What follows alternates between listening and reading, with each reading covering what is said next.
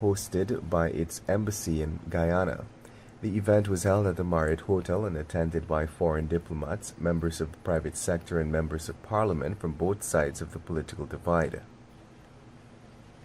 U.S. Ambassador Sarah Ann Lynch said that she is grateful that many American businesses have been granted the opportunity to be part of Guyana's rapid development, not only in the oil industry but in other sectors such as education and health.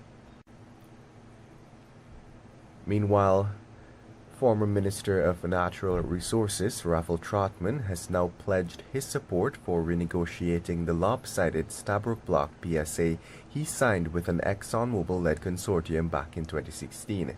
But Vice President Bara Jaglio insists that the government will not budge on this matter. The contract will remain untouched even though the administration agrees that it is fraught with several unfair provisions such as a meager 2% royalty and a tax-free ride. Trotman made two revelations. He was advised by Mr. Carlton James, a media specialist and Exxon's former director for government relations in Guyana, never to accept an invitation to enter into a gutter fight, so he stayed quiet back then on criticisms about the contract. And his view is that no contract is inviolable and therefore can be renegotiated. Hence his support for any initiative to get a better deal from ExxonMobil. And that's the news of the moment. Thank you for listening. Guyana, join me on the Lall Show every Monday, Wednesday, and Friday at 7:20 p.m. and a rebroadcast at 11 a.m. The Lall Show only on Kaieteur Radio, 99.1 and 99.5 FM. Tonight, Uncle and Auntie, did I say namaste? Well, let me say namaste first, Uncle and Auntie. Tonight you will hear more about Raffel Trotman, the man who bind Guyana with that ExxonMobil contract. Before I put you in that mood, let me begin the program with a serious but very funny story that we carried in today's Kaieteur News. Two bicycle bandits rob a rum shop at Enterprise on the east coast of Demerara and ride away with the owner motorcycle.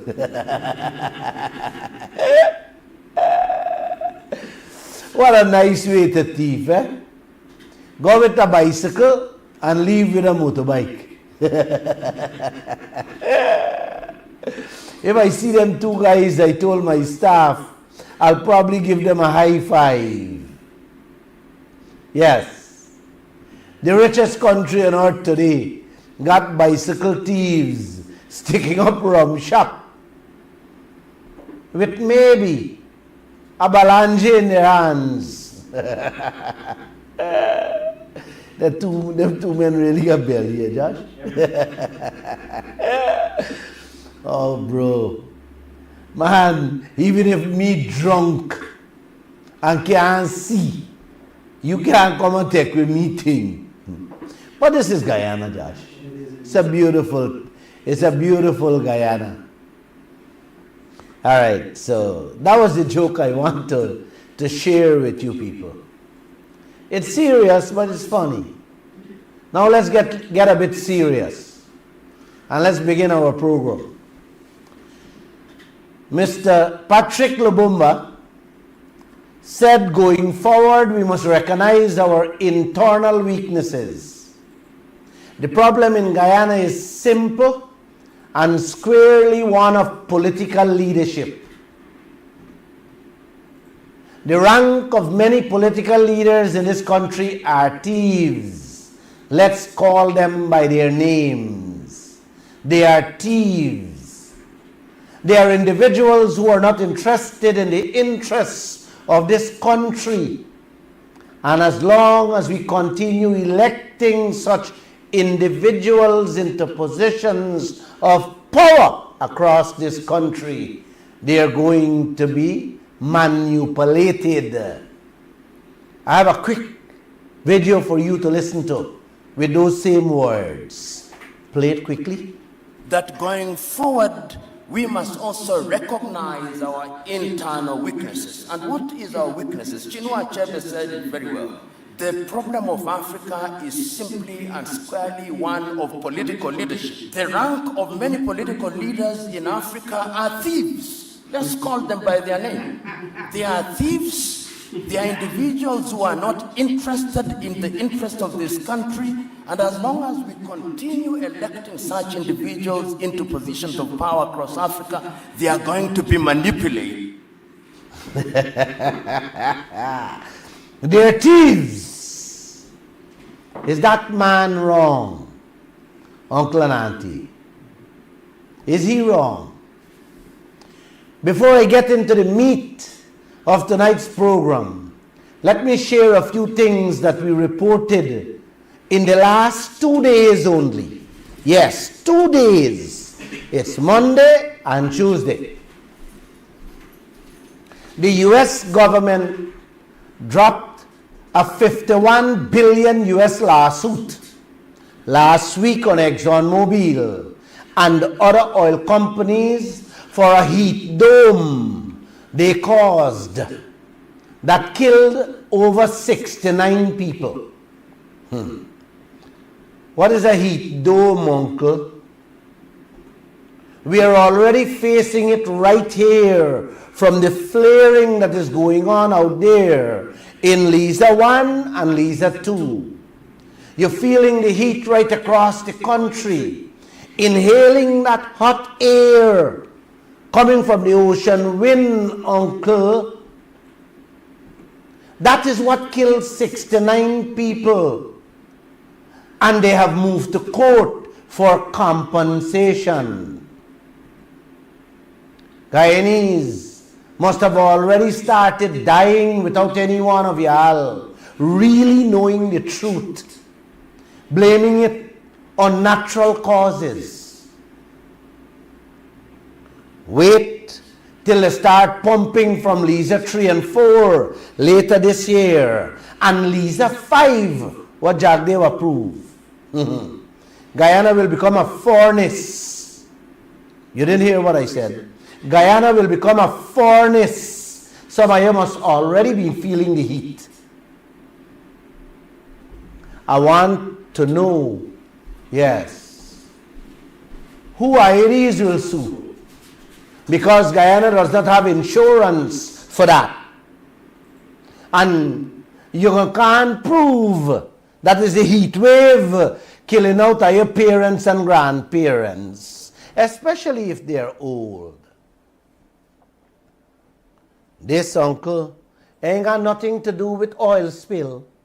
This is heat wave I'm talking about, auntie. Oil spill gonna send all of you to your grave. And what Jagdev said? Oh, the government will sue them. Yeah, that's what he said. We will sue them. Let's move away from that. I have said enough about that. He appealed the judge's decision. Let's move from that. That case, uncle, the US brought against ExxonMobil will take another 20 years. Because, knowing who they are, they will fight with every drop of blood in them not to pay a single cent to those families of the 69 people that died. God bless all of you. Not the people over there. God bless all of you in Guyana I'm talking about, with ExxonMobil. Was that man, Patrice Lumumba, wrong? Who looking out for your interests? What he said, remember, uncle? Call them by their names. You know them, I don't have to repeat them.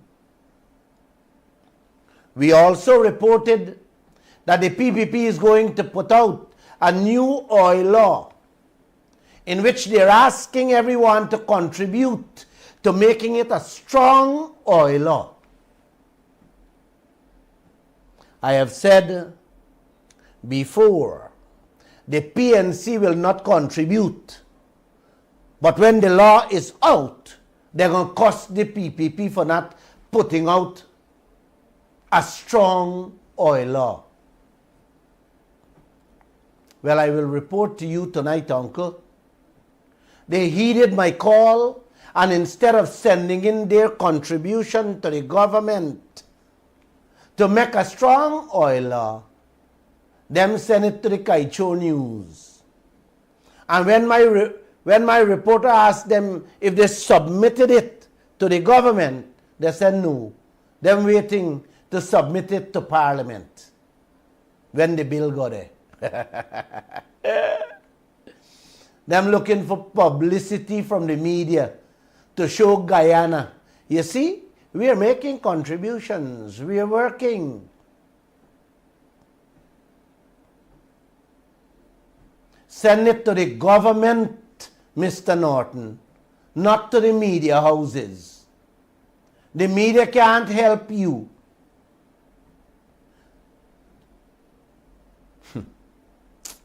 Uncle, I tell Norton that the media can't help the party and they shouldn't submit it to Parliament when time done pass to fit it in. So y'all please tell these people to send it to the government so that they can fit in what they want in the new oil law. You guys wasting precious party time. The oil will finish, the oil block will disappear before a new oil line is put in place. And have a nice night, Mr. Norton.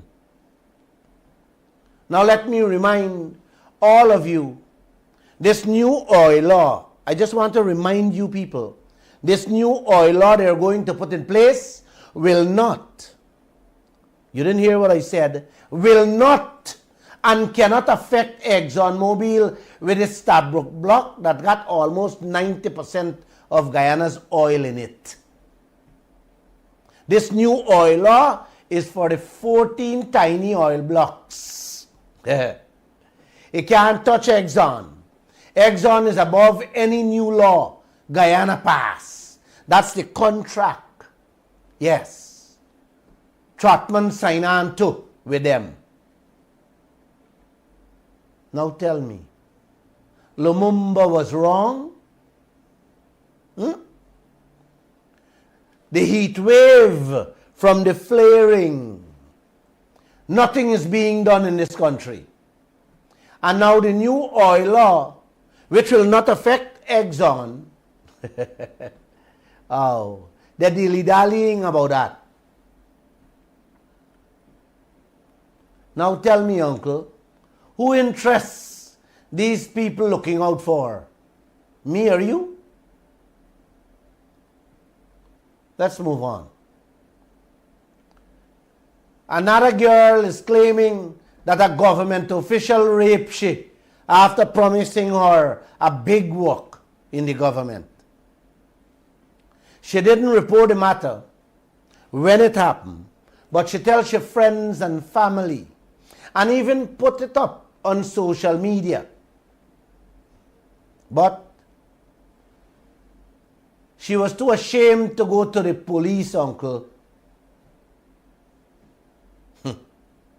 She is claiming that the official gave her a job and he continued making advances at her. And when she refused, he knocked she off. Oh, that matter, I'm told, was reported to the police today. So let's wait, watch and see. Who is this next government official and what will become of him? He raped the girl one time and give the girl a job. When he tried to make it back again on the girl and the girl refused, the girl lose her job. Beautiful leaders you have here.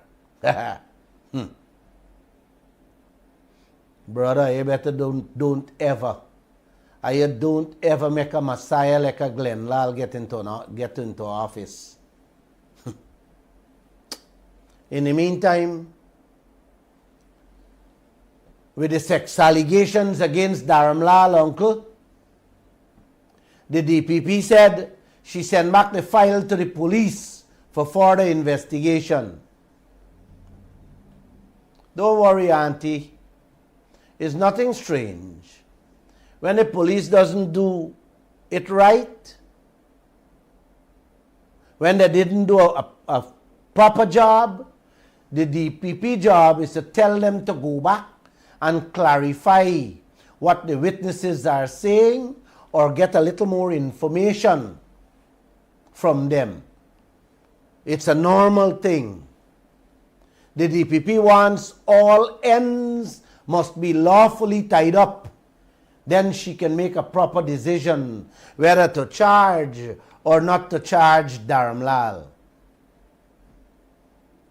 I think the country is patiently waiting to hear whether Lall will be charged or not.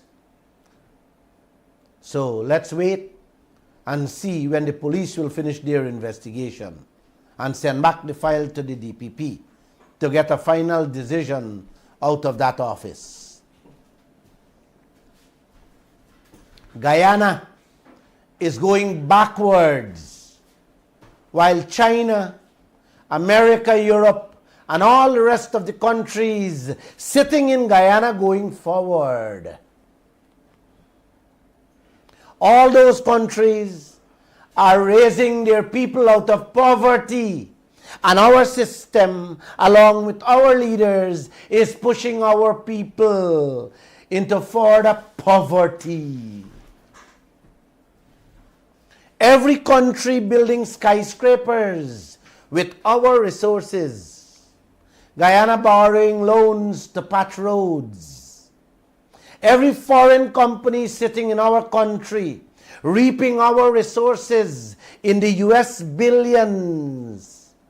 And our people scraping their floors for a meal from the crumbs of their own resources. Yes, that's what Guyana has become. That's what Guyana and its people has become, with their own resources, scrubbing the foreigner floors to get a meal when the day comes. This is what you call looking out for the well-being and the interests of the Guyanese people. This afternoon, Joe Biden had a press conference talking about restoring the American dream, changing all the water pipes and building over airports and bridges across America. With who money, uncle? With who resources, auntie? Third world countries like Guyana. Yes. Third world countries like Guyana, with third world leaders like what you have here. Our brothers bawling out for help morning, noon and night in every sector, working under some terrible conditions for a pittance with these foreign companies, and not a single soul. When I say a single soul, I mean leaders paying heed to the plight of these people. Where do you go, uncle? Who do you call on? The only resort these people have is for the press. Couple of them leaked a contract. They have to sign, uncle, with Bosai, the Chinese bauxite company. Joshua? Couple of them leak a contract, brother, that they have to sign with Bosai, the Chinese company, agreeing not to speak to the press. This is what Guyana has come to. You country, you wealth, getting next to nothing for a salary. are now being muzzled like a donkey. You can't open your mouth to expose what you see, what you're being paid, and how you're being treated. You cannot say what is coming out of your land. You must be like a slave in your own country with your own wealth, uncle. This is Guyana. Some people call it modern day slavery. For me, it is slavery all over again. Nothing modern about it.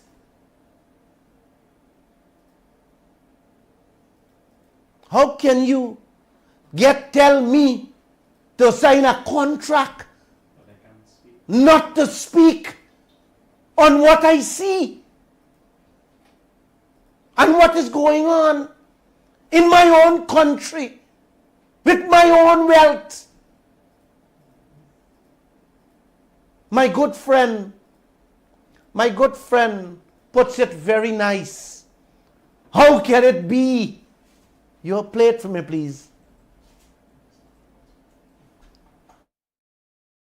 You know, how can it be that Africa is the richest continent on the earth and our gold is mined by De Beers?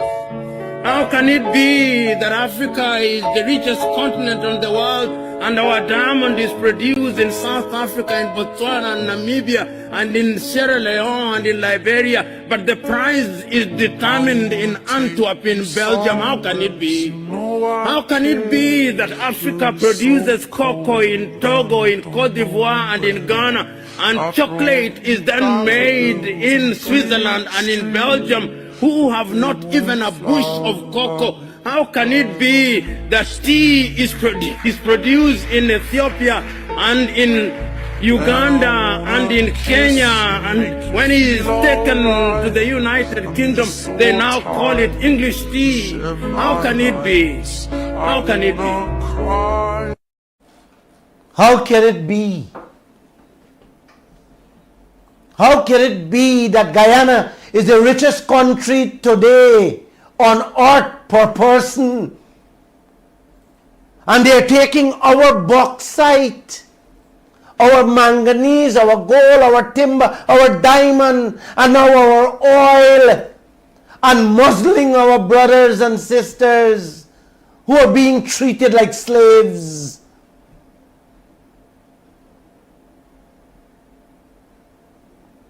We reported that matter in today's Kaieteur News, uncle.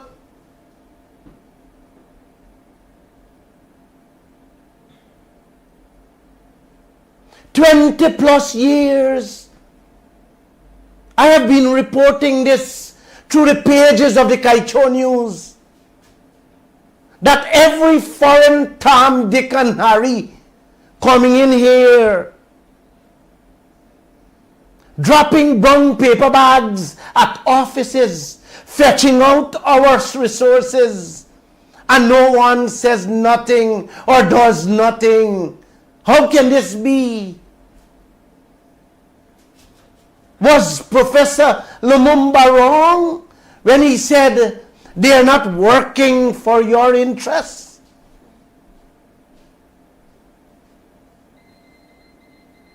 They are thieving everything, paying our brothers and sisters next to nothing. And now they want them to sign a contract in which the people cannot speak to the press. The only lifeline these people have to save our country.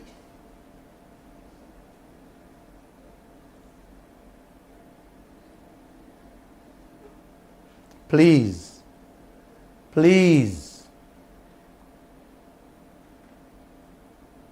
I am begging all of you, if you guys have a relative working anywhere in this country with these foreign companies, find out what is going on and call Lall. You can call the Kaieteur News and speak to my reporters. We will say it. We will report it. There is no way we should sit back and let these foreign scavengers come into our country, rob and rape us of our resources, and oppress our people too. No, man. No. How can this be?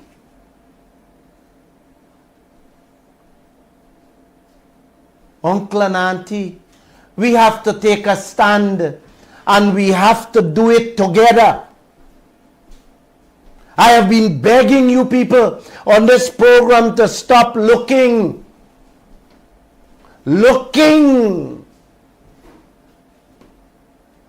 Man, stop looking that the BBP and the PNC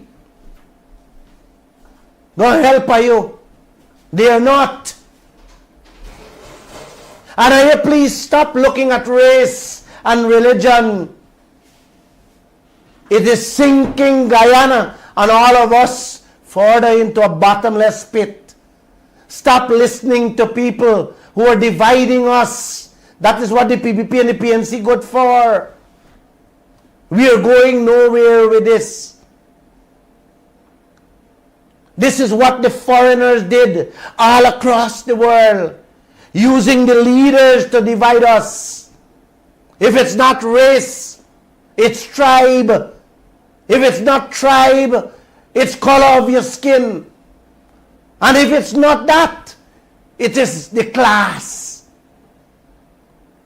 Whichever class you are from. This thing people have to stop in this land. Unless we start looking at ourselves as Guyanese, as one people, we will never get anywhere. We will continue to be slaves in our own country, or we will run and be slaves in a foreign country. They will tell you next, uncle, or they will tell your children next, auntie. They can't use phones at work. You can't take pictures of what these foreigners doing. Or they will tell you, when you walk down the pit, the mining pit, yes, don't look right. Keep your eyes only on the left. Yes. This is the representation and conditions the leaders you voted for, elect or select, creating for our brothers and sisters in this land. The same Bosai, the same bauxite company, got a sister company in Matthews Ridge, the manganese company that broke up the residence roads. And the tax dollars, what they paying the couple of Guyanese who working for them, along with our tax dollars, will have to go and patch back the roads them broke up. Boatloads of bauxite and manganese going out this country every week. I find out for me what they pay in Guyana. What are we getting out of it? Rusal, the Russian bauxite company,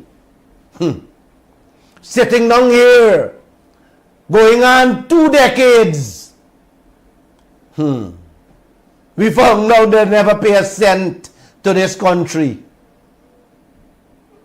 And our hard-earned tax dollars are being used to fix roads, building bush roads to facilitate these people to further rape and rob us. You remember the 190 million US they borrow for build the bush road?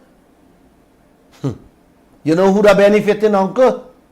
That money could have fixed all the roads across Georgetown.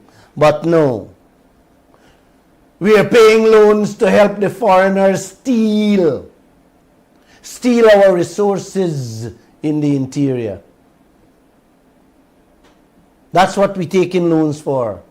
To build roads for the foreigners, for them to steal our resources, while me and you got to pay the taxes and the loan interests. Joshua, you don't think I need a vacation? Yes, you do. I think so, you know. You do. You have another audio? Play an audio. Let me drink some tea in the meantime. It is a sad situation. So today, as I look at Africa in that new scramble, the Chinese are here, the Turks are here, the British are here, the French are here, the Qataris are here, the Americans are here. This time round, they are so subtle that we don't even recognize them, but they control us. What are we going to do about it?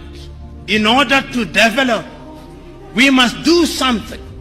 It has also been demonstrated that it can be done. I've traveled across this continent and I've seen that development is possible. You go to Rwanda now. They are demonstrating that it can be done. Go to Kigali now. See what they are doing in the health sector in their own small way. See how they are collaborating in the area of mobile telephony in their own small way. It can be done. I've been to Botswana and I've seen what they are doing in their own small way. I've been to Mauritius, see what they are doing in their own small way. And they do not have the resources that other countries have. And I'm giving these examples to say that indeed it can be done, and it can be done within the continent of Africa. So what we must do is to begin to pull together. That gentleman talking about Africa or Guyana there, uncle. The Chinese are here. The Indians are here. The British are here. The French is here. The Qataris here. The Americans are here. The Russians are here. The Australians are here. The Canadians are here. Oh, everybody is here. They're here so subtle that you can't recognize them. But they control our leaders and all of us. Ask, what are we going to do about it?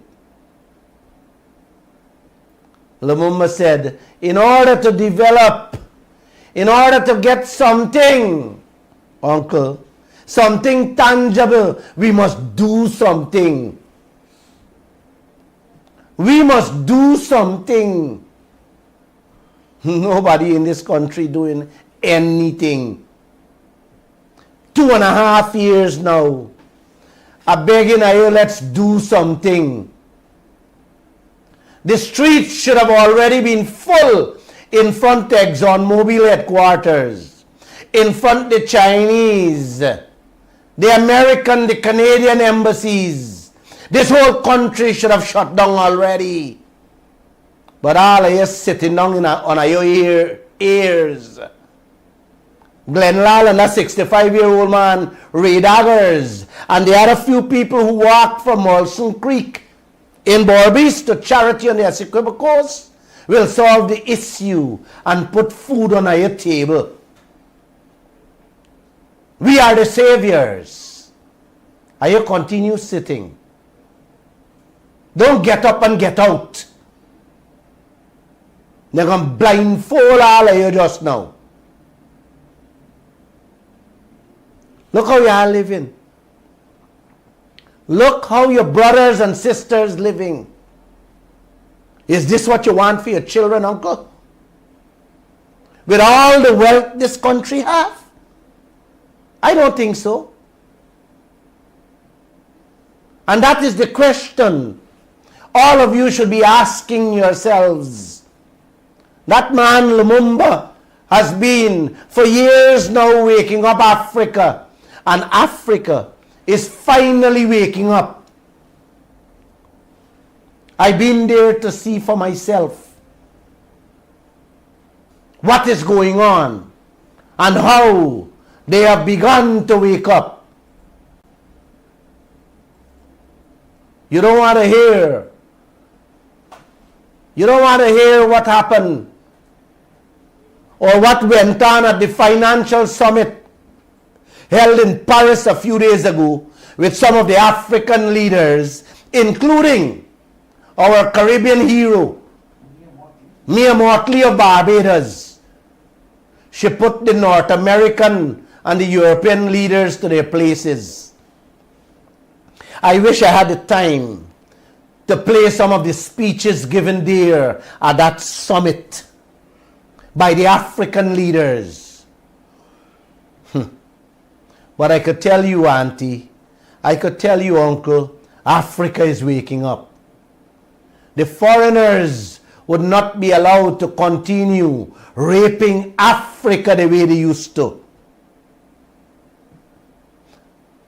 And it's only me and you, Uncle, have to put a stop to this raping that is going on in this country by the foreigners. The leaders will not. The leaders will not. How many? 5 are going on. 8 years now we discover oil. What are you hearing from them? Nada. Nothing. Not a single word you're hearing from them. They're not going to do anything for you unless you do something for yourself. You have play another tape, they'll let them hear. But after 40 years, in which kind of country will you want your children to be? This is the question. It is not about you and me. It is about them. This is intergenerational. Africa must change. Africa can change. And it can only change if we change our minds. And our minds we must change. This afternoon, in my editorial meeting, I told some of the editorial staff, the reporters, unless we change our minds, nothing will change in this country. Nothing will change.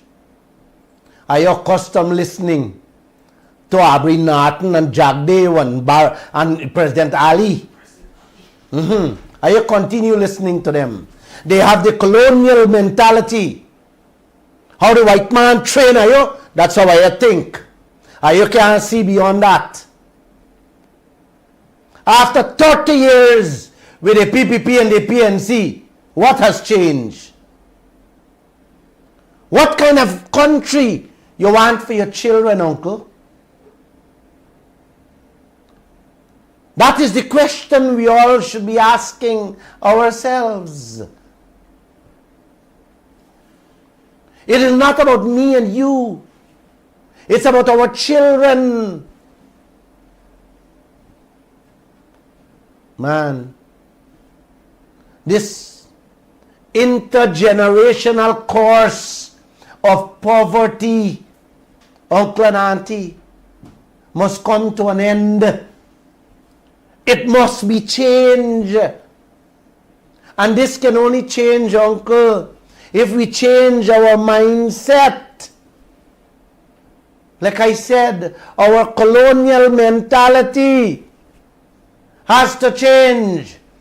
We still have this massa mentality in our brains.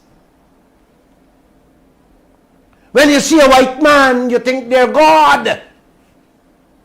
When you see a foreigner with a suit, you bow down to them.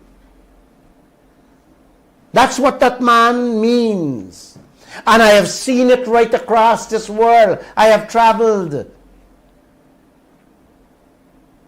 Uncle, Auntie, Asia changing. Africa is changing. What happened to we? Goat bite we brains? No, man. Goat bite the leader brains. with a few dollars in their pockets so that they can turn a blind eye to the atrocities being committed against our people, so that the wholesale thievery of our resources, our wealth, yes, can go out. Uncle, this thing got to change. Every night I am on the road, I am seeing truckloads of lumber coming out the interior, going to be loaded on boats to be shipped out. What are we getting out of it? It is breaking up our roads every day. What are you doing about it? Uncle, let me tell you this simple thing. Are you gotta come out with your boots on the ground? Because modern day slavery will continue. And when I can't take it anymore, I will run to Europe and America to be slaves, just like what some of our brothers and sisters going through today, right there. Listen to my brother again. I love the way how he just say it. I love his tone, and I love play it. What we now see as arrangements where young men and women are being hardened to go to Europe and being hardened to go to the Arab world is modern day slavery. People work under slave-like conditions and people are humiliated and dehumanized. It cannot and should not be celebrated. And we must do something about it. We must stand on the rooftops and say, no, it must go. And our politicians, if they have scales on their eyes, let our shouting remove those scales. And if they have wax in their ears, let our shouting melt the wax. Our people are being humiliated and dehumanized, and this should not be celebrated. And we must do something about it, and do it quickly.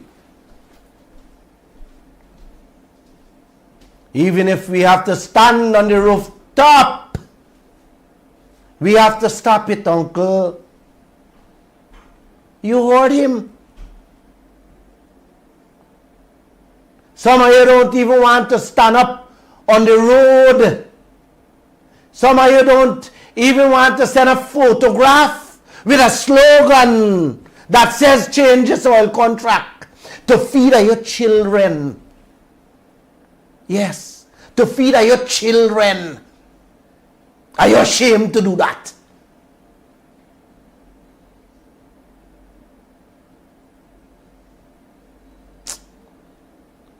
Oh my gosh. When I think about what is happening in this country, I am seeing Africa where I went all over again with no change in sight. The man said, if the politicians have scales in their eyes, I love it. Let our shouting remove those scales. And if they have wax in their ears, let our shouting melt that wax. What is he seeing? Africans running to Europe and Arabian countries. Yes. And he's seeing modern day slavery. What are you witnessing right here in your own country? You're witnessing modern day slavery right here, my friend. Right here in Guyana. When a foreign company could tell our brothers and sisters, you can't speak. I don't think that is modern day slavery. That is slavery.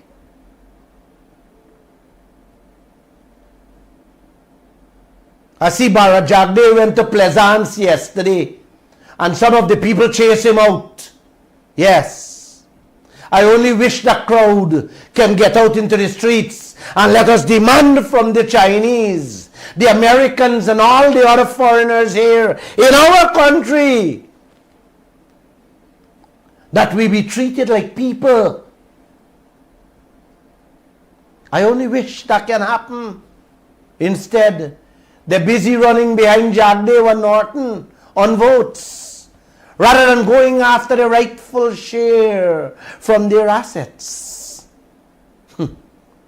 I see they're upset over the removal, or if they're asking the stallholders to be removed from the roadside with their stalls. Uncle, auntie, whoever listening,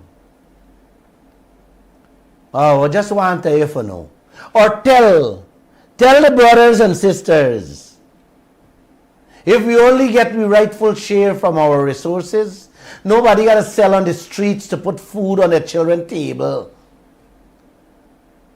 You will be cocking up your foot, drinking champagne with fine cocktails and with money, man, coming in every month in your bank book with the wealth you have out there. But I guess all of you waiting on Lall and Ray Daggers to bring it in for you in your pocket or in your house.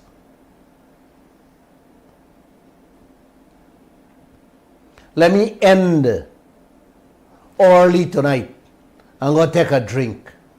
A soft drink, because half of my family are Muslims. One side a Muslim and one side a Hindu. And tomorrow, is Qurbani, Eid. If I take any hard stuff, I wouldn't get any beef. And I can't go by them. I think I could take a little one though. I don't think they're going to. I love this country. I love this country. And I love most of the citizens in it.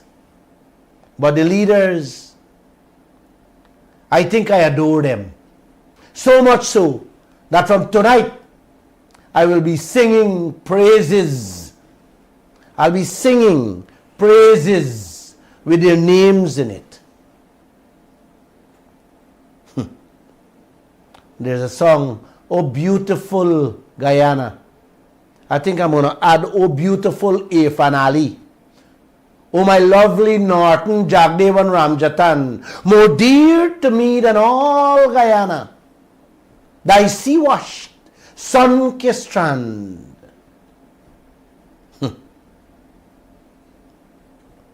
Or down upon the borders, looking out upon the deep, the great Atlantic blowing into fury with Exxon. Wow. At morn, at noon, or better in a crimson sunset's glow, I love thee. Oh, I love thee. I think I got a good voice. Oh, I know you're laughing. I gotta stop laughing. I ain't got a good voice to singing. I gotta stop laughing, uncle. It's a life and death situation we have been placed in with this Exxon contract. This is a life and death situation, and we have to get out. We have to get out of it. I had reported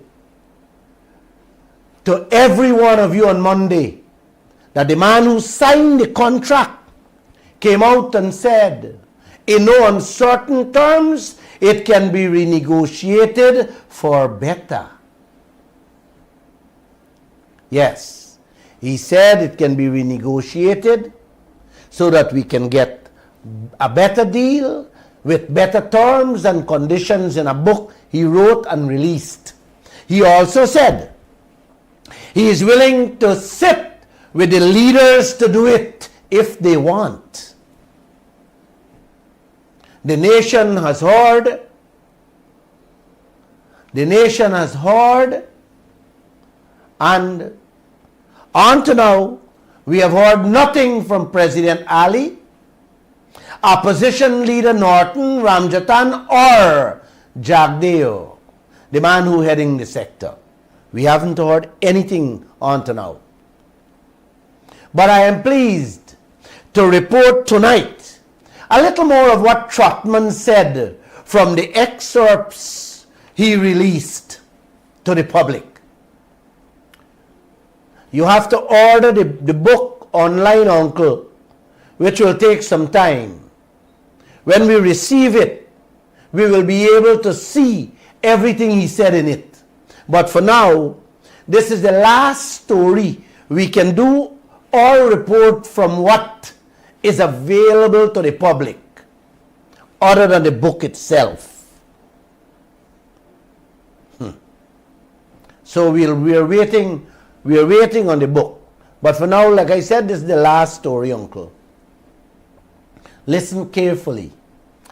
Trotman said he made 2 mistakes that can prove fatal in politics. But I think, Auntie, that the 2 mistakes are fatal to all Guyana, not just Guyana politics. The first mistake, he said, he depended and expected others to come to his defense to explain why he did what he did. And the second one, he said he failed to respond to the critics, believing that the truth would be seen for what it is. Mr. Trotman, none of the government officials who instructed and directed you came out and said anything in your defense. So why didn't you come out to defend yourself?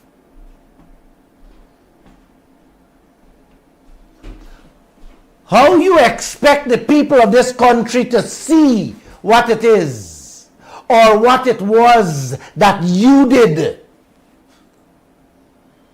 The Guyanese people got night vision? Or you think they could read minds? I see the kind of excuses Raphael Trotman giving this nation after 7 years. Yeah, Uncle? Then he went on to say, and this part, Uncle, is very frightening. I couldn't believe this part, Josh. Uncle Ismail went on to say, he regrets heeding the advice of ExxonMobil to stay silent. In his own words, he said, Joshua, you have it there. Put it up on the screen. Uncle and aunties, for those of you who are watching online, his words are on the screen. He kept his mouth shut because he was advised to do so by Exxon. These are his words, Uncle. I had been quite rightly cautioned by Mr. Carlton James, media specialist and Exxon's former director for government relations in Guyana, never to accept an invitation to enter into a gutter fight. So I choose to stay quiet. Are you hear what I read here just now? No, I gotta read back this thing for you, man. Let me go slowly for y'all. What Trotman write in his own words. Let's go. I had been quite rightly cautioned by Mr. Carlton James, media specialist and Exxon's former director for government relations in Guyana, never to accept an invitation to enter into a gutter fight. So I choose to stay quiet.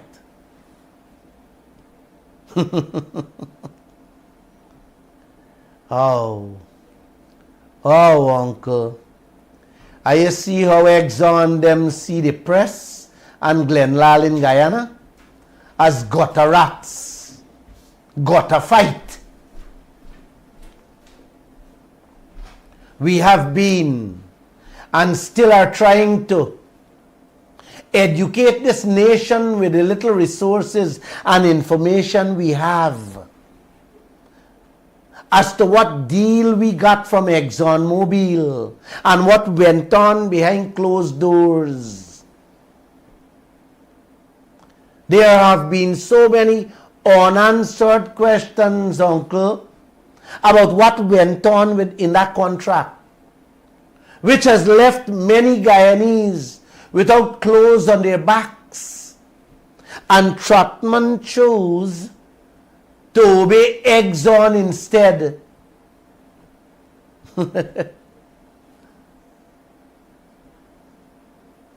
Who told him?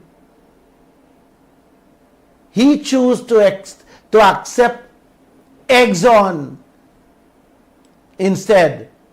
Who told him not to accept an invitation to get into a gutter fight? How are you like that one, man? The big question tonight, uncle, every one of us should be asking him, whose interest Raphael Trotman had in mind when he obeyed Exxon not to speak to the press? Guyana? I am just asking. This man was elected as a leader by his own people to look out for, to manage and get the best for his people out of their own resources. And look what this man telling us. He chose to obey the people who he sell out this country to with that lopsided contract. Uncle and auntie, you help me for understand. Help me to understand, please. Help me to understand this man who affixed his signature to a contract that give away almost all Guyana future with that oil out there. Telling us 7 years later that he's sorry he listened to ExxonMobil.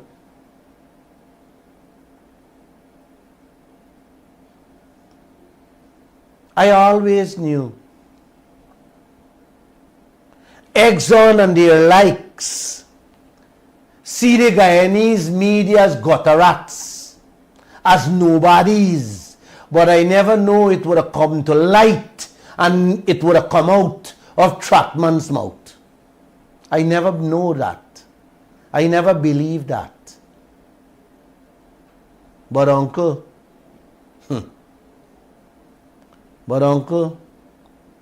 there's an old saying, better be late than never. I feel very sorry for you, Trotman. Very, very sorry for you. But it can't end there. It can't end there, Trotty. There's a lot more for you to do and say for this nation.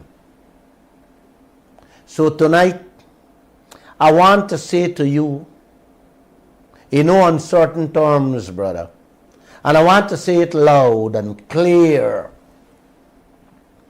Lall and his newspaper team, and I'm pretty much certain the Guyanese people are willing to forgive what you, your party, and everybody would have done with that contract.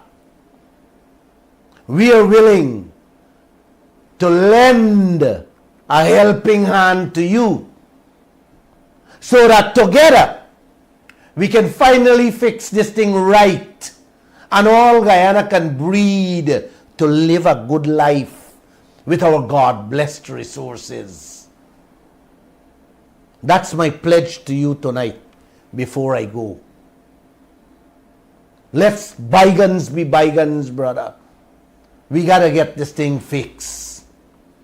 It is now up to Norton, President Ali, Ramjatan, and the Vice President. Let's wait, let's watch and see what's going to come out of their mouth. Before I go, Uncle, let me share this story I learned from a professor a while back. He walked in his class and said, "My name is Tony." Pointed his finger to one of the students and said, "You, please leave my classroom. I don't want to see you at any of my lectures ever again." The student said, "I don't understand, sir." The professor turned and said to the girl, "I am not going to ask a second time. Thank you." The student picked up her bag with her books and left the room. The professor then asked the class, "Class, why do we have laws? And why there are laws for everyone?" One student said, "Sir, to bring social order." Second student said, "To protect people's personal rights." And the third student said, "To give justice, sir." And the professor said, "Thank you. Now tell me, was I unfair to your classmate just now?" "Indeed I was. So why didn't any one of you protest? Why didn't any one of you try to stop me? Why didn't you want to prevent that injustice done to that student?" You see, what you have just learned, you would not have understood in 1,000 hours of lectures unless you lived it. You didn't say anything because you weren't affected yourself. And this attitude speaks against you and against life. You think it doesn't concern you, so it's none of your business. Well, I am here to say, if you don't help bring about justice, then one day you too will experience the same injustice. And there will be no one to stand up for you. The professor went on to say, "Truth and justice live through us all, and we must fight for it. Because in life and work," he said, "we often live next to each other, but not with each other. We console ourselves that the problems of others are nothing to do with us, none of our business. And we go home glad at night that we are spared." But it's about standing up for each other. Every day an injustice happens in our business, offices, or on the streets. Relying on someone else to take care of it is not good enough. It's our duty to be there for others, to speak up for others when they cannot. He said, "I am here to teach you the power of your voice. I want you to learn critical thinking, to empower you into standing up for what is right, even if it means going against what everyone else don't want you to go against." Let me end, Uncle. Only your feet and your voice can change the wrongs of what is going on in our country with our wealth, with our resources. You have to stand up. You have to speak out. It's an injustice being perpetuated against all Guyanese. Glenn Lall and his team alone can't do it. And with that I say, a very pleasant namaste